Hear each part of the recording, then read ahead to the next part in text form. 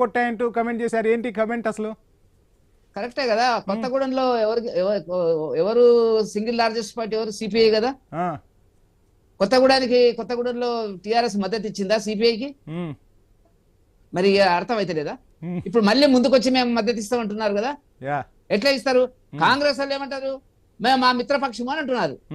ఇప్పుడు మీరు నాకు అర్థం కాలే వంశీ గారు, మీరు 7 కార్పొరేషన్స్ లో మీరు చూపిస్తున్నటువంటిది భారతీయ జనతా పార్టీకి 2,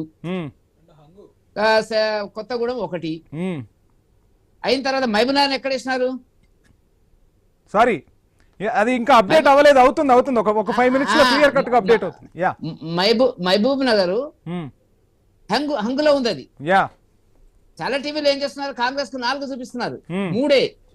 ఇప్పుడు కాంగ్రెస్ వాళ్ళు ఏమంటున్నారు? కొత్తగూడాన్ని మాత్రం గెలిచిన తర్వాత మా మిత్రపక్షం అంటున్నారు. సరే, ఇక అధికార పార్టీ అందులోనూ ముఖ్యమంత్రి అక్కడి నుంచి ఉన్నారా, చేజారనిస్తారంటారా ఇప్పుడున్న పరిస్థితుల్లో?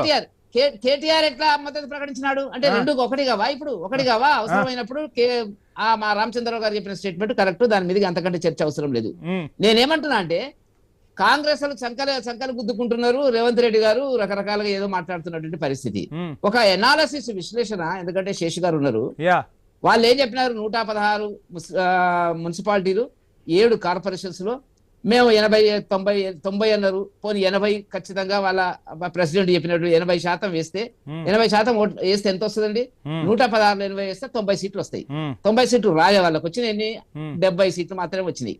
ఇప్పుడు గెలుపు అనేటువంటిది ఎట్లుంటుంది వంశీ గారు, నేను చెప్పాల్సిన అవసరం లేదు. హంగులో ఏం కాంగ్రెస్ కి రావంటారా?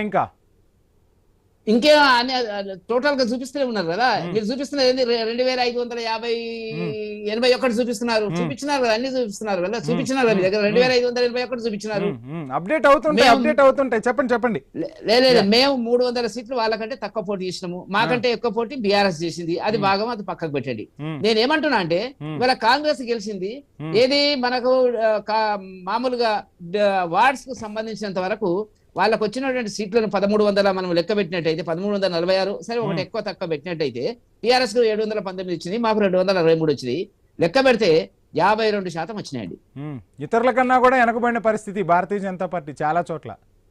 భారతీయ జనతా పార్టీ గతంలో మాకు ఉన్నవేంది, ఇప్పుడు వచ్చినవేంది అని పోల్చుకుంటాం. మేము అధికారంలో లేమండి, వాళ్ళిద్దరు అధికారంలో ఉన్నారు. ఆర్థికంగా బలపడ్డటువంటి వర్గాలు, క్యాడర్ ఉండొచ్చు, నేను కాదంటలేను. రెండవది, అధికార దుర్వినియోగం జరిగింది, బెదిరింపులు కాంగ్రెస్ చేసినట్టు ఏ పార్టీ అయినా చేస్తుందేమో. రేపు మేము అధికారంలోకి వచ్చినప్పుడు మేము కూడా చేస్తాము అనేటువంటి దాని గురించి నేను చర్చకోను. నేను చెప్తున్న పాయింట్ ఏంటంటే వంశీ గారు, మీకు అర్థం కావాల్సింది, చాలా మంది మీడియా మిత్రులకు అర్థం కావాల్సింది ఏంటంటే 1346 గెలిచిందండి వాళ్ళు, ఎవరు? వార్డ్స్. మీరు 2552 అండి. దాంట్లో ఎంత శాతం అండి? 52% గెలిచింది. ఎక్కడొచ్చిందండి 80%? ఎక్కడొచ్చిందండి? అందుకే గెలుపోవటములు ఇప్పుడు ఒకటి నేను చెప్పదలుచుకుంది ఏంటంటే 19 స్థానాలు ఉంటాయండి ఒక మున్సిపాలిటీలో. 19 స్థానాలు ఉంటే 10 వచ్చిన వాడు గెలుస్తాడు, 9 వచ్చిన వాడు గెలవడు. ఇంతే కదా, ఒకటే తేడా వస్తుంది కదా, సమానం అయ్యేటువంటిది. రెండవది నేను చెప్తాను, కార్పొరేషన్స్ కి వచ్చేటప్పటికి ఇప్పటి వరకు మీ దగ్గర మీరు డిస్ప్లే చేస్తున్నటువంటి దాని ప్రకారంగా మీరు 70 కాంగ్రెస్ కి వచ్చింది, అవునా? మరి 15 వచ్చేటప్పటికి 414 మొత్తము, 168 కాంగ్రెస్, 56 టిఆర్ఎస్ బీఆర్ఎస్, 65 మాకు వచ్చింది. ఇక్కడ ఏమొచ్చిందండి? 40-50% తగ్గిపోయింది.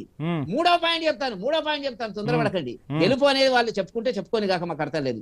గతంలో టిఆర్ఎస్ 106 పెరిగిందా, ఓట్ పర్సెంటేజ్ పెరిగిందా భారతీయ జనతా పార్టీ? చెప్తాను. ఇక్కడ మాకు అనేది గతంలో టిఆర్ఎస్ పార్టీ 106 స్థానాలు గెలిచిందండి.